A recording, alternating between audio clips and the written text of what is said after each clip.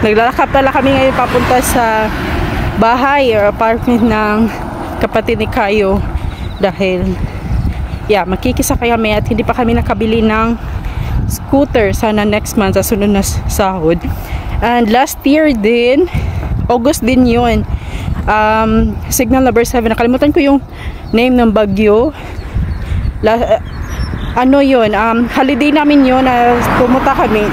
Sinubukan namin pumunta dun sa Rincon Town, katapat ng airport. Sumakay kami ng bus kaso nagkamali kami ng sakay ng bus kasi hindi yun yung oras ng bus. Sinakyan namin. So, si Kayo nagalit. So, ginawa namin, nilakad namin ang more than 14 kilometers doon sa binabaan namin sa last stop ng bus hanggang dito sa lugar kasi tas umuulan na yung time na yun at hindi namin alam meron palang bagyo. Saka na namin nalaman nung dumating na kami sa apartment. Yeah, more than 14 kilometers nilakad namin, sobrang layo. Ay, pagdating namin sa bahay, saka naman nagsimulang lumakas yung hangin. Pero nung naglalakad na kami, malapit dito na kami sa lugar namin, nagsimula na lang lumakas na yung ulan. Pero nung pagdating namin sa bahay, sobrang lakas na ng hangin. Grabe nakalakas yung hangin. Pauwi na kami, tapos na yung work namin. Tapos kanina hanggang alas 3 ata, alas 4 mainit siya. Tapos ngayon makulimlim. Siguro baka uulan mamayang gabi. Sa ibang lugar dito sa Japan, kung saan naglandfall talaga yung bagyo, sobrang lakas ng hangin at ulan. Yan si Kayo. Skarita. Naglakad lang pala kami ngayon papunta ng bahay kasi si Kayo pumunta ng bank. Pumunta siya ng bangko para mag-withdraw pang grocery. Pang grocery. Andun yung bank niya, City Hall. Andun yung bank. Nilakad lang. Dito kami, nag-shortcut lang kami dito. Hindi kami naglakad doon sa along the road. Doon. Dito kami. Kasi mas presko dito and wala masyadong sasakyan na dumadaan. And ayan, mga palay, mga palay, tapos mga orange. Ayan, dito pala ako nagja-jogging noon. Diyan ikot dito. Ayan, ikot hanggang doon. Mula doon kasi doon yung apartment mula doon ikot papunta doon. Ayan, hanggang dito 6 rounds. Minsan pag may mga matatanda na may dalang aso, doon ako nagtatakbo, nagja-jogging. Hindi dito kasi yung aso nila, minsan yung ibang aso nang hahabol ng tao, lalo na pag tumatakbo.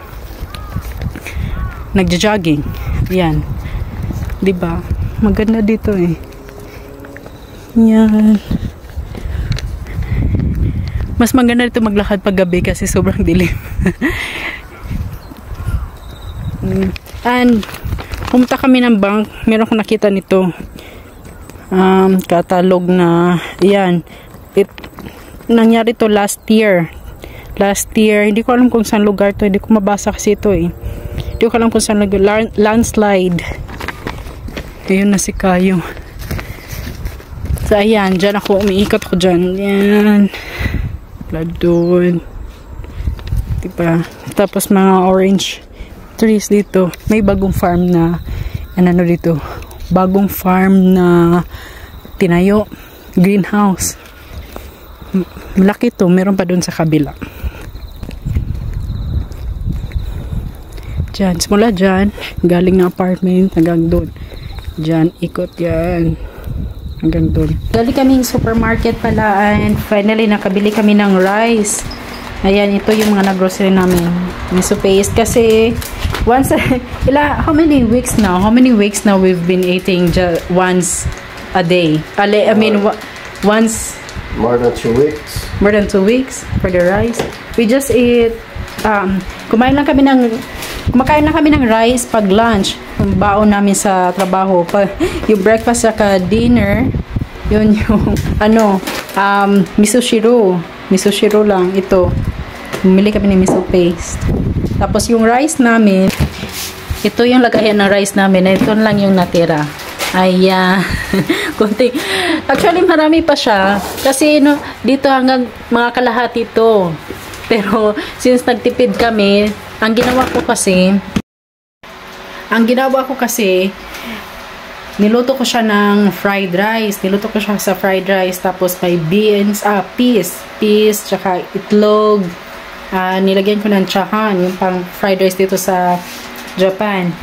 Kasi, para mas matagal siyang mas matagal siyang maubos. Kaya yun. Tapos may nakita akong Pinoy doon sa supermarket sa UTT. Tapos, nakipag-usap ako. Dito lahat yung mga grocery namin. Ayan. How much did we pay? You pay 6,527.